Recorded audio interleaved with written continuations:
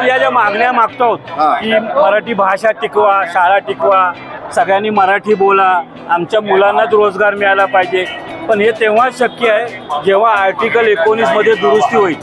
आज काय होते की भारत म्हणजे काय देश आहे, आपण त्याला देश म्हणतो, पण भारत ही भाषिक युनियन आहे. मराठी भाषा, गुजराती भाषा, तमिळ भाषा अशा वेगवेगळ्या भाषा बोलणाऱ्या लोकांचा हे देश आहे. तर आपलं असं म्हणणं आहे की एका राज्यातून नागरिक दुसऱ्या राज्याचं जायचं असेल तर त्याला त्या राज्याची परवानगी घेतली पाहिजे. नाही तर आता काय होते, सूट सर्वजण महाराष्ट्रात येत आहेत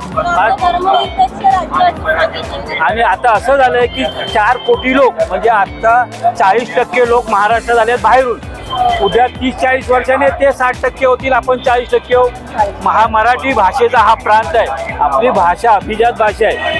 ही भाषा आणि हे सगळं इतिहास आपला मग लयाला जाणार आहे. ते एकदा का ही भूमी आपल्या हातातून गेली तर तसं होऊ नये यासाठी आम्ही आता सांगतो की आर्टिकल 19 मध्ये जे अधिकार दिले आहेत भारतीय नागरिकाला ते त्याच्यावर आता निर्बंध आणावं लागेल.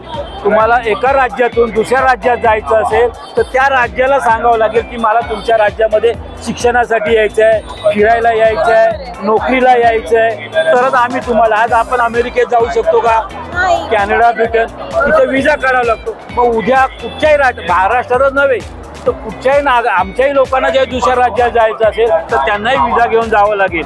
पण उठसूट कुठच्या राज्यात जायचं नाही, दुसऱ्या राज्याला धर्मशाळा करायची नाही.